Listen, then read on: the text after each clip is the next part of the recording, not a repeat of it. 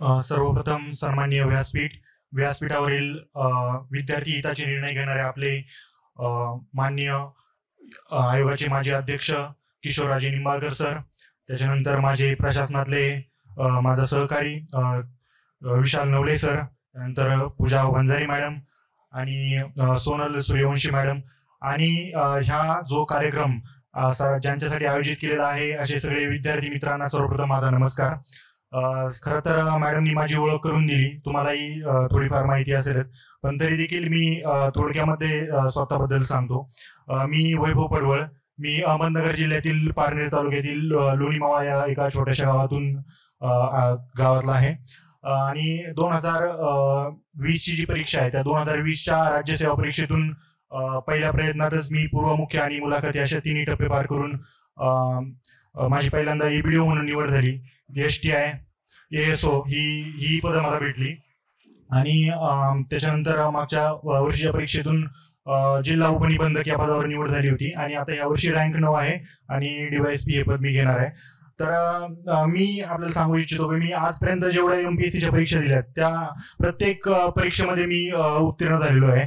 आणि मग मला बरेच जण याच्याबद्दल विचारतात की नेमकी स्ट्रॅटेजी काय आहे किंवा बुक लिस्ट काय आहे, तर त्याच्याबद्दल मी बोलेल. आणि आपली जी प्रिलियम्स आता जी 28 एप्रिलला जी प्रिलियम्स आहे तर त्याच्या स्ट्रॅटेजी बद्दल आणि त्याच्याबद्दल आपण चर्चा करू. आणि याचं नावच आपण जर पाहिलं तर मी काही एक लेक्चरर किंवा काही लेक्चर देण्यासाठी आलेलो नाही, तर आपल्यामध्ये एक प्रकारे संवाद याच्यामध्ये आपल्यामध्ये असेल, त्यामुळे एक प्रकारे आपण संवाद साधणार आहोत.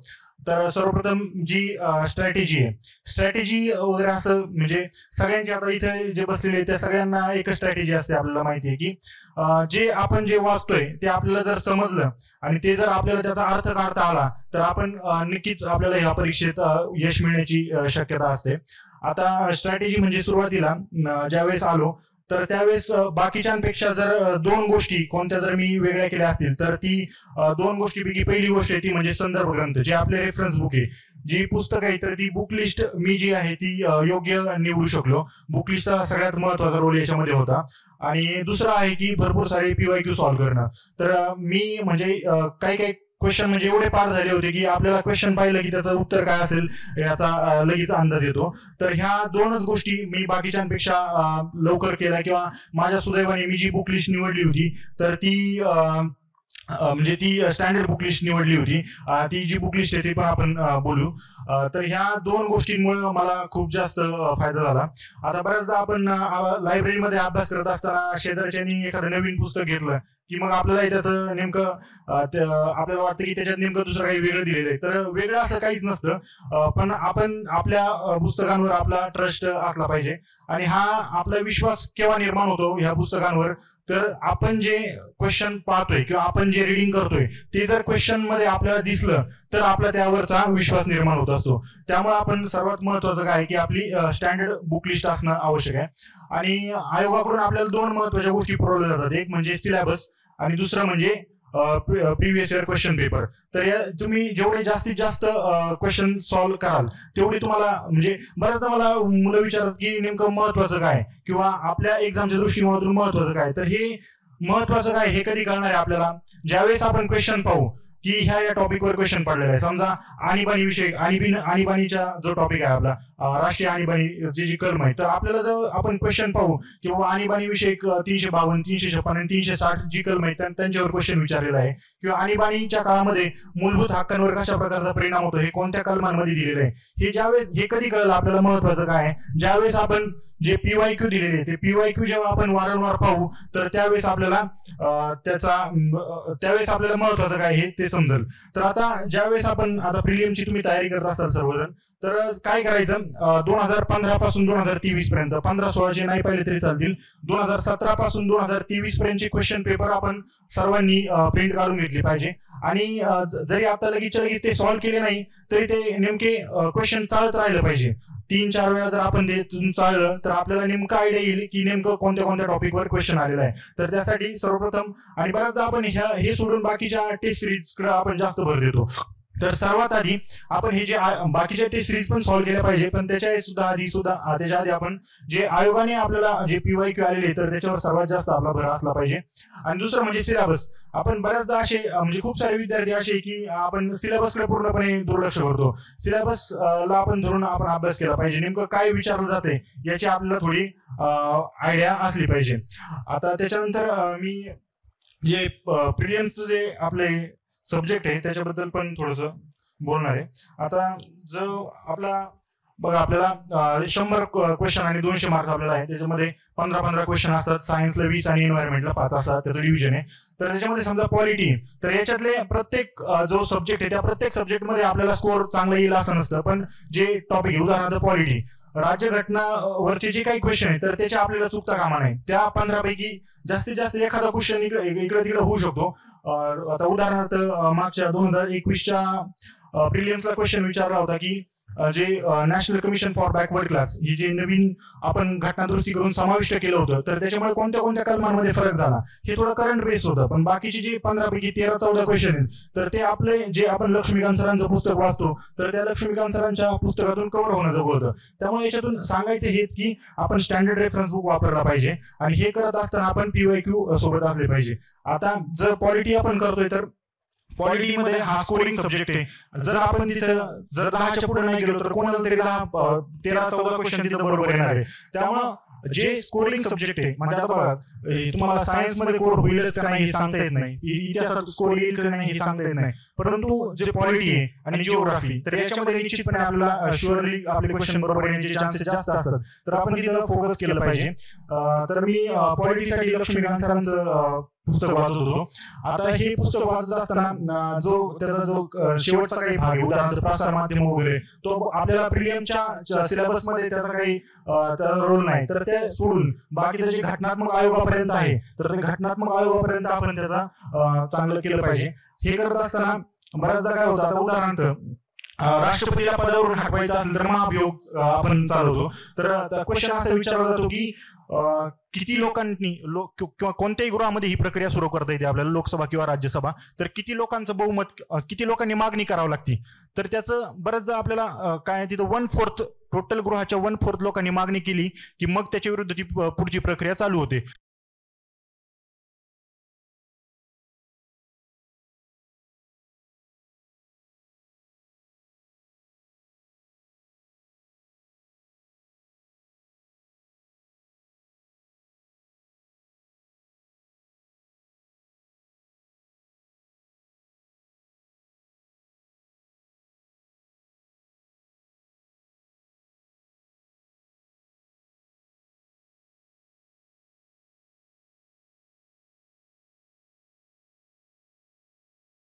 की किती लोकांनी मागणी करावी लागते ह्या त्याच ठिकाणी जर तुम्ही लिहून ठेवलं तर त्याचा आपल्याला निश्चितपणे फायदा होत असतो. ह्या एक कॉन्क्रीट एका ठिकाणी जर असलं तर ते आपल्याला लक्षात राहतं आणि हे आपल्याला रिव्हिजन करायला सुद्धा सोपं जातं. त्याच्यानंतर आता इकॉनॉमिक्स इकॉनॉमिक्समध्ये आपलं मी देसले सरांचं पुस्तक वापरलेलं आहे. ज्यावेळेस मी MPSC मध्ये आलो होतो त्यावेळेस मला बऱ्याच जणांनी सांगितलं होतं की दुसरं एक पुस्तक वाचायला सांगितलं होतं. पण आपण मी ती माझी चॉईस योग्य ठरली. मी देसले सरांचं पुस्तक वापरलं होतं आणि माझे आपल्याला आपण तेच सांगतो की हे देसले सरांचं पुस्तक एकदम स्टँडर्ड पुस्तक आहे.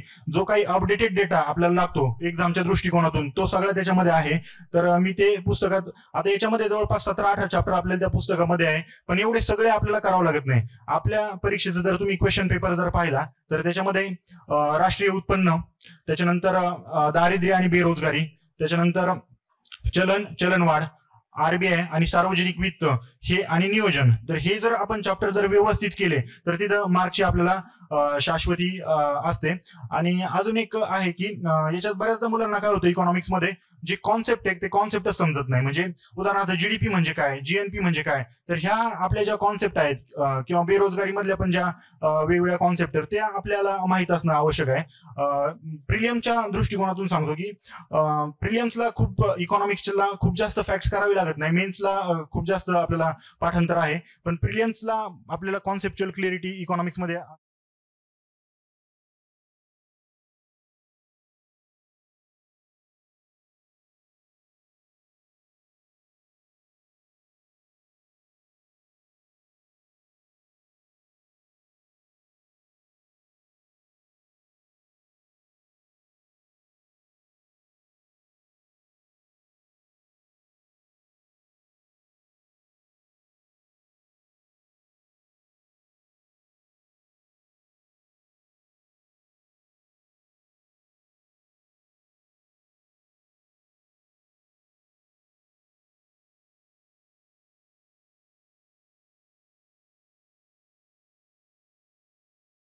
पाहिलं अलीकडच्या काही काळामध्ये जर पाहिलं तर सायन्सचे जे क्वेश्चन आहेत तर ते हळूहळू 11वी आणि 12वी कडे शिफ्ट होताना दिसतात. म्हणजे तुम्ही जर पाहिलं की काही त्याचे काही पोस्ट ग्रॅज्युएशन लेवलचे सुद्धा क्वेश्चन आपल्याला प्रिलिम्स येताना दिसतात.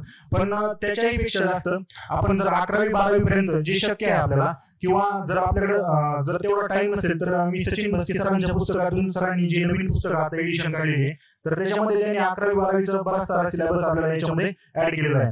आता अजून एक सांगायचं की केमिस्ट्रीमध्ये अलीकडे काय होतंय की न्यूमरिकल विचारायचं त्यांचं ट्रेंड आहे. तर न्यूमरिकल ती आपण प्रॅक्टिस करायला पाहिजे. आणि दुसरं म्हणजे बघा, आता मी 2 दिवसापूर्वी क्वेश्चन पेपर पाहत होतो तर जे सायन्सचे क्वेश्चन आहे केमिस्ट्रीमध्ये त्याच्यामध्ये मी जे तुम्हाला बोललो की 11वी 12वी कडे शिफ्ट होते. उदाहरणार्थ 6 क्वेश्चन होते तर 6 क्वेश्चन मधले 4 ते 5 क्वेश्चन हे 11वी 12वीच्या कॉन्सेप्टवर होते. उदाहरणार्थ त्यांनी मोल कॉन्सेप्ट विचारलं होतं, मोलॅरिटी विचारली होती, ॲव्होगॅड्रोज नंबर, त्यानंतर अजून ॲटॉमिक मास, ॲटॉमिक वेट, ह्या सगळ्या गोष्टी आपल्याला विचारल्या होत्या, किंवा नंबर ऑफ मोल्स आपल्याला विचारलं होतं. तर हे जे क्वेश्चन आहेत तर ह्याचं जर तुम्ही क्वेश्चनचं अनालिसिस केलं तर हे आपल्याला 10वी पर्यंतच्या कोणत्याच पुस्तकाच्या सिलेबसमध्ये आपल्याला मोलॅरिटी, मोल कॉन्सेप्ट वगैरे हे किंवा ॲव्होगॅड्रोज नंबर हे नाहीये. तर मग आपण सुद्धा स्वतःला अपडेट करणं गरजेचं आहे की हळूहळू परीक्षा ही सायन्सच्या बाबतीमध्ये जर पाहिलं तर आपण हळूहळू ते 11वी 12वी कडं आपल्याला क्वेश्चन जाताना दिसतात. तर शक्य असेल तर 11वी 12वीची आपण पुस्तकं वाचली पाहिजे, आणि शक्य नसेल तर सचिन भस्के सरांच्या पुस्तकातून त्यातले बरेच साऱ्या गोष्टी आपल्याला कव्हर केलेल्या आहेत. आता अजून एक आपण जिओग्राफीबद्दल, तर जिओग्राफीबद्दल मी स्टँडर्ड पुस्तक हेच आहे की सौदी सरांचं भूगोल आणि पर्यावरण हे पुस्तक वाचलं होतं. आणि त्याच्यामध्ये आपण जर पाहिलं तर जास्त क्वेश्चन हे प्रिलियम्सला ज्यावेळेस आपण असतो तर ते जास्त क्वेश्चन हे फिजिकल जिओग्राफीवर असतात. म्हणजे नद्यांनी तयार केलेली भूरूप, किंवा हिमनदी तयार केलेली जी भूरूप आहे, अपक्षरण भूरूप, निक्षेपण भूरूप, तर याच्यावर बरेच सारे क्वेश्चन आपल्याला असतात.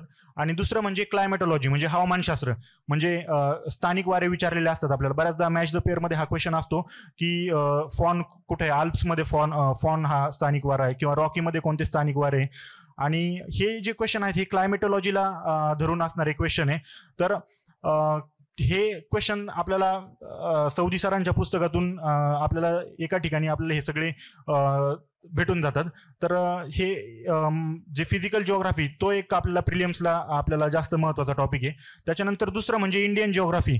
इंडियन जिओग्राफीमध्ये सुद्धा भारताचा प्राकृतिक भूगोल, म्हणजे त्याच्यात बऱ्याचदा विचारलेलं असतं मेवाडचं पठार कुठे आहे, मारवाडचं पठार कुठे आहे, त्याच्यानंतर बुंदेलखंड कुठे आहे, बागेलखंड कुठे आहे, ह्या गोष्टी आपल्याला विचारलेल्या असतात. तर त्यासाठी आपल्याकडे ॲटलास असणं आवश्यक आहे.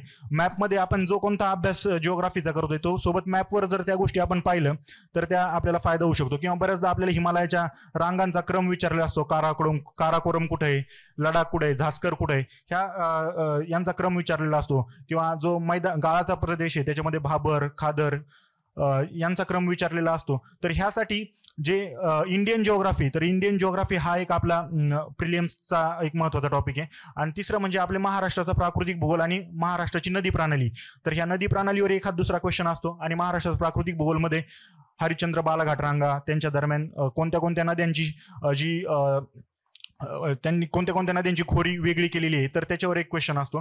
तर मग जो प्राकृतिक भूगोल आणि हवामानशास्त्र हा प्रामुख्याने आपला जिओग्राफीचा फोकस एरिया असतो. आणि ह्या सगळ्या गोष्टी पुस्तकामध्ये दिलेल्या आहेत, त्याच्यामध्ये काही करंट नाही किंवा चेंज होणारं काही असं वेगळं काही नाही. त्यामुळे ह्या जर गोष्टी आपण जर व्यवस्थित याचं अनालिसिस केलं आणि जर स्टँडर्ड रेफरन्स मधून जर ह्या गोष्टी केल्या तर ह्या निश्चितपणे आपल्याला याच्यामध्ये चांगला स्कोर होतो. मी मगाशी बोलल्याप्रमाणे पॉलिटी आणि त्याच्यानंतर जिओग्राफी आणि इकॉनॉमिक्स याच्यामध्ये चांगला स्कोर होण्याची आपली पॉसिबिलिटी खूप जास्त असते.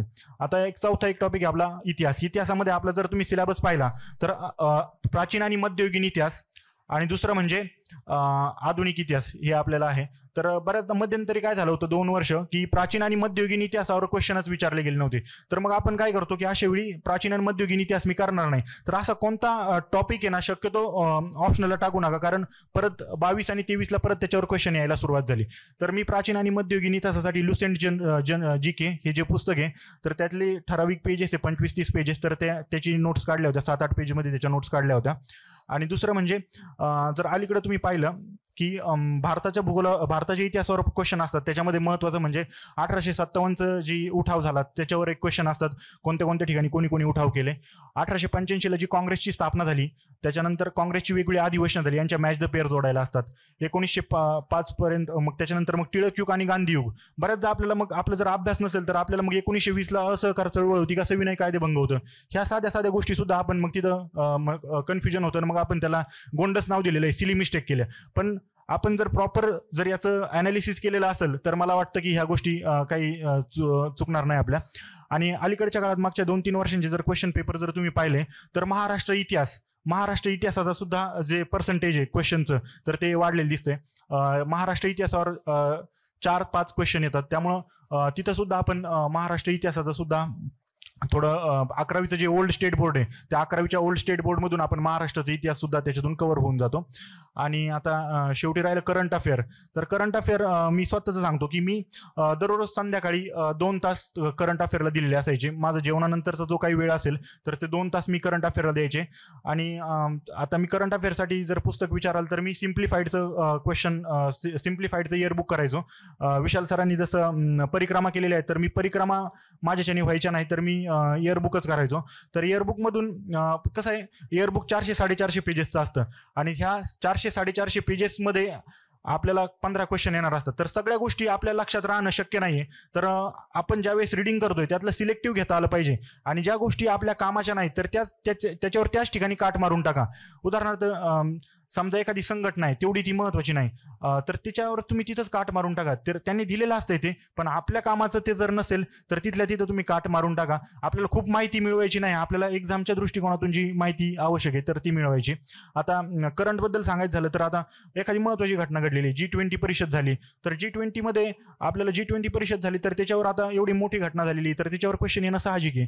किंवा मग ते कोणत्या ठिकाणी झाली, कोणते देशाचे आले होते, त्यानंतर पुतीन आले नव्हते समजा, किंवा कोण आलं नव्हतं, कोण आले होते, किती सदस्य आहे, तर ह्या गोष्टी आपल्याला माहिती असणं आवश्यक आहे. त्याचबरोबर आता समजा महिलांचं आरक्षणाचं विधेयक आता पास झालेलं आहे, महिला आरक्षणासंबंधी. तर मग त्या विधेयकाचा क्रमांक किती होता, डेट कोणती पास झाली, कोणी विरोधात कोणी मतदान केलेलं आहे, तर ह्या गोष्टी आपल्याला तेवढं डिटेलमध्ये जाणं आवश्यक आहे. तर ते एक करंटला करायला पाहिजे. आणि आता शेवटी राहिला एन्व्हायरमेंट. तर एन्व्हायरमेंटमध्ये 5 पैकी एखादा क्वेश्चन असा असतो की जो म्हणजे कठीणच विचारलेला असतो. तर आपण उगेच एका क्वेश्चनच्या मागं लागण्यात काय अर्थ नाही. घोरपडे सरांच्या पुस्तकातून 5 पैकी 3-4 क्वेश्चन आपल्याला सहजरित्या कव्हर होतात. तर मग त्या 3-4 क्वेश्चन आपल्याला आले तर व्यवस्थित आहे. एखादा क्वेश्चन जर समजा आउट ऑफ सिलेबस असेल किंवा आपल्याला थोडं अवघड वाटत असेल तर ते सोडून उगाच इगोवर घेण्यात काय अर्थ नाही. तर हा सगळा जी स्ट्रॅटेजी आणि बुक लिस्ट हीच होती. माझा जास्तीत जास्त भर हा क्वेश्चन पेपर सॉल्व्ह करण्यावर असायचा. म्हणजे जे PYQ आयोगाचे आहेत किंवा जो 21,000 प्रश्न संच आहे तर त्यातून मी खूप साऱ्या वेळा क्वेश्चन पेपर सॉल्व्ह केले होते. आता मी ज्यावेळेस सांगतो की क्वेश्चन सॉल्व्ह करायला पाहिजे तर क्वेश्चन सॉल्व्ह करायला पाहिजे म्हणजे क्वेश्चन वाचणं, त्याच्यावर आपण स्वतःचं काय उत्तर आहे हे लक्षात म्हणजे याचं गेस करणं आणि मग उत्तर पाहणं. तर हे अशा पद्धतीने क्वेश्चन सॉल्व्ह करायला पाहिजे. बऱ्याचदा मुलं काय करतात, क्वेश्चन सॉल्व्ह करणं म्हणजे क्वेश्चन पाहतात आणि खाली उत्तर पाहतात. तर त्या गोष्टीचा आपल्याला तेवढा फायदा होत नाही. त्यावेळेस आपण क्वेश्चन पाहणं, त्याच्यावर स्वतः विचार करणं आणि मग उत्तरापर्यंत येणं आणि त्याच्यानंतर मग उत्तर पाहणं, हे अशा पद्धतीने क्वेश्चन सॉल्व्ह करायला पाहिजे.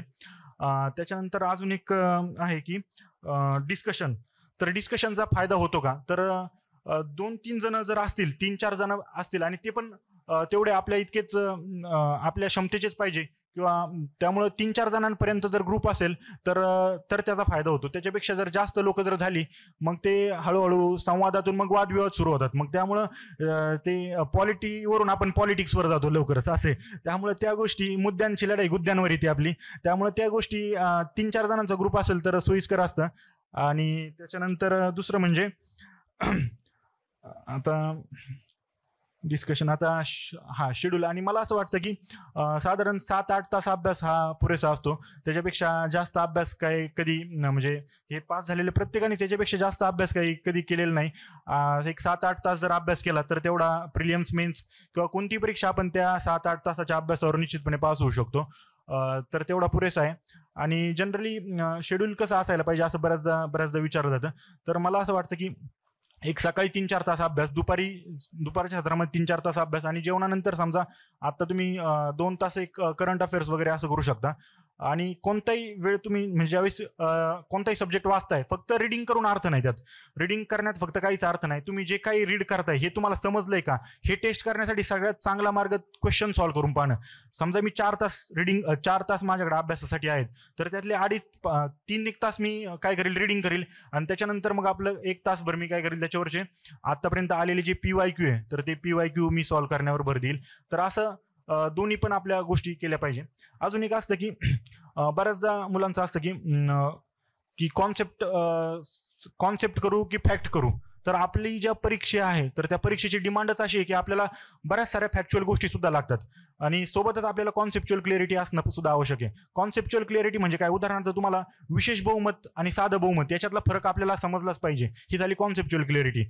आणि फॅक्ट म्हणजे काय, आता उदाहरणार्थ समजा लोकसभेच्या जागांची विभागणी तर आपल्याला माहित असल्या पाहिजे. महाराष्ट्रामध्ये 48 आहे, उत्तर प्रदेशमध्ये 80 जागा आहे, बिहारमध्ये 40 जागा आहे, किंवा बंगालमध्ये 42 जागा आहे. ह्या ज्या फॅक्च्युअल गोष्टी, तर फॅक्च्युअल गोष्टी सुद्धा आपल्याला असल्याच पाहिजे. म्हणजे आपल्याला रट्टा सुद्धा मारायचा आहे आणि एकाच वेळेस आपल्याला कॉन्सेप्ट सुद्धा समजून घ्यायचे आहेत. ह्या दोन्हींचाही आपल्याला सुवर्णमध्य काढायचा असतो. तर ते एक आहे. आणि दुसरं म्हणजे न्यूजपेपर बद्दल पण सांगितलंय. असं मी पण सुरुवातीला ज्यावेळेस आलो होतो त्यावेळेस अर्धा एक तास आपलं लोकसत्ता घेऊन बसायचो, पण नंतर लक्षात आलं की ह्या ज्या गोष्टी आहेत तर त्या तेवढ्या आपल्याला फायदेशीर ठरत नाही. एक तुमचं आवड म्हणून तुम्ही करू शकता, पण त्यात अभ्यासाचा असा काही खूप अभ्यासामध्ये तो गणला जात नाही आपला. म्हणजे न्यूजपेपरचा असा डायरेक्ट आपल्याला फायदा होत नाही. एक करंटला थोडाफार फायदा होऊ शकतो. अजून एक सांगू इच्छितो की ज्यावेळेस तुम्ही आता सोशल मीडिया वापरत असता त्यावेळी थोडं अटेंटिव्ह असलं पाहिजे. म्हणजे बऱ्याचदा आपण ज्यावेळेस मोबाईल हाताळत असतो त्यावेळेस आपल्या न्यूज फीडला वेगवेगळ्या बातम्या येत असतात, तर ते थोडंसं जर आपण पाहिलं तर त्याचाही आपल्याला एखादा मार्काला कुठेतरी फायदा होऊ शकतो करंट अफेअर्समध्ये. आणि दुसरं म्हणजे मोबाईलचा वापर आता सगळ्यांनीच सांगितलंय, मी सांगतो की थोडा एक चांगला आहे मोबाईल, पण त्याचा एक थोडा मर्यादित वापर केला पाहिजे. त्याचा जर योग्य आपण वापर केला तर त्याचा नक्की फायदा होऊ शकतो. म्हणजे आता मी तुम्हाला सांगतो की मला आपल्या 2021च्या याला एक क्वेश्चन आला होता की जे इलेक्शन कमिशन ऑफ महाराष्ट्र आहे तर ते सुद्धा एखाद्या राष्ट्रीय पक्षाची नोंदणी रद्द करू शकतो. हे इलेक्शन कमिशन ऑफ महाराष्ट्राच्या वेबसाईटला दिलेलं आहे. तर आपल्याला म्हणजे ते पटत नाही की इलेक्शन कमिशन महाराष्ट्राचा राज्य निवडणूक आयोग सुद्धा एखाद्या राष्ट्रीय पक्षाची नोंदणी रद्द करू शकतो. पण हे मी वेबसाईट पाहत होतो, म्हणजे मी 2021च्या क्वेश्चन पेपरच्या आधी वेबसाईट पाहिली होती, त्याचे अध्यक्ष कोण आहे किंवा बाकीच्या गोष्टींमध्ये सोबतच पाहून घेतलं की पाहावं म्हटलं की ह्या गोष्टी दिलेल्या आहेत. तर ह्या गोष्टी तिथं दिलेली होती आणि ती नेमकी आपल्या क्वेश्चन तो आला. तर मग ह्या अशा गोष्टींचा आपल्याला फायदा होत असतो. किंवा महिला आयोगाच्या संबंधित महिला आयोगाचे पदसिद्ध सचिव हे महाराष्ट्र राज्याचे DGP असतात. तर हे ज्यावेळेस आपण वेबसाईटला जाऊ तर वेबसाईटला गेलो तर ते तिथं दिलेलं असतं, पदसिद्ध सचिव महाराष्ट्राची DGP असतात. तर ह्या गोष्टी आपण म्हणजे मोबाईलचा मला सांगायचं हेच तात्पर्य आहे की मोबाईलचा जर आपण चांगला वापर केला तर निश्चितपणे त्याच्यातून आपल्याला फायदा होतो, परंतु त्याचा एक मर्यादित प्रमाणात वापर केला पाहिजे. मी सोशल मीडिया माझं कुठे इन्स्टा वगैरे कुठं अकाउंट नव्हतं, आत्ता पास झाल्यानंतर मी अकाउंट काढलंय. तर हेच सांगायचं आहे आपल्याला की याचा मर्यादित वापर आवश्यक आहे. आणि दुसरं बाकी सर्वांनी सांगितलेलं आहे. आता बऱ्यापैकी मी बोललोय आणि परत एकदा तुम्हाला खूप खूप शुभेच्छा. आणि ही जी चळवळ सरांनी चालवलेली आहे, महेश बडे सर आणि किरण निंबोरे सर, तर खूप तळमळीने ते विद्यार्थ्यांचे ही चळवळ चालवण्याचं काम करता येते. तर मी सरांचे सुद्धा खूप खूप आभार मानतो की तुम्ही सर आम्हाला इथं आमंत्रित केलं आणि विद्यार्थ्यांसाठी जी तळमळीने काम करताय त्यासाठी सरांना सुद्धा खूप खूप शुभेच्छा. आणि पुन्हा एकदा आपल्या सर्वांचे आभार आणि धन्यवाद.